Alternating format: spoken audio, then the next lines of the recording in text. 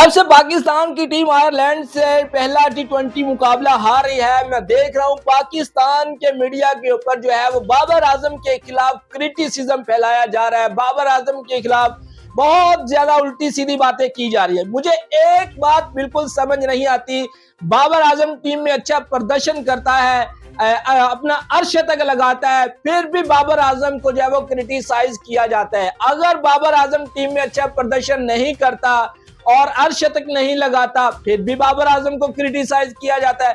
पाकिस्तान की team match जीत जाए, बाबर आजम वहां पर भी रन बनाए, फिर भी बाबर आजम को लेकर क्रिटिसाइज किया जाता है। पाकिस्तान की टीम हारने पर तो बाबर आजम को क्रिटिसाइज किया जाएगा, लेकिन पाकिस्तान की टीम जब मैच जीतती है उसमें बाबर आजम के रन्स भी होते हैं, फिर भी बाबर आजम को लेकर क्रिटिसाइज किया जाता है। पाकिस्तानी जनता से मैं पूछना चाहूंगा कि आखिर क्यों?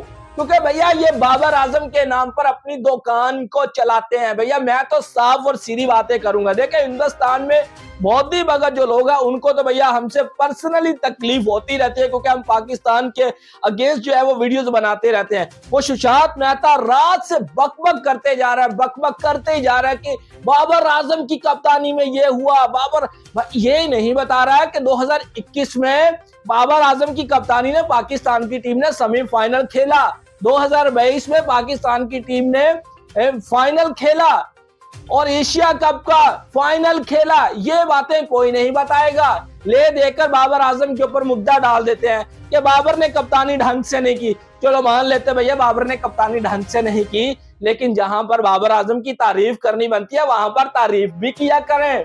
क्यों बकबक करते रहते, मुझे बता दे, क्यों बकबक करते रहते? बाबर आजम ने 108 इनिंग खेलकर मुझे बता दे 38 अर्धशतक लगा दिए हैं, और विराट कोहली ने 109 इनिंग खेली है और 38 अर्धशतक लगाए। भैया इतना महान खिलाड़ी पाकिस्तान की हिस्ट्री में मैंने कभी नहीं देखा। देखें मुझे बता दें, क्या बाबर आजम ने ही पाकिस्तानी टीम को मैच जितवाना है? वो जो दूसरे 10 खिलाड़ी होते हैं उनका रोल क्या होता है टीम में, मुझे बता दे। वो क्या लेने के लिए आते हैं पाकिस्तानी टीम में, वो क्यों खेलते हैं, मुझे बता दे। अगर बाबर आजम ने ही टीम को मैच जितवाना था, भाई बाबर आजम फ्रंट से लीड करते हैं, रन बनाकर आपको देते हैं। एक एंड से बाबर आपको रन बनाकर देते हैं, दूसरे एंड से आए ना दूसरे खिलाड़ी जो हैं वो क्यों नहीं रन बनाते अच्छे स्ट्राइक रेट के साथ, वो क्यों खड़े रहते हैं, मुझे बता दे। एक एंड से चलो मानते हैं कि बाबर आजम जो है वो स्लो खेलते हैं, ठीक है, लेकिन दूसरा एंड तो खाली पड़ा होता है ना, वहां से आए चौके छक्के लगाए, अपने रन रेट को बेटर करे, क्यों नहीं करते, मुझे बता दे मुझे क्यों नहीं करते।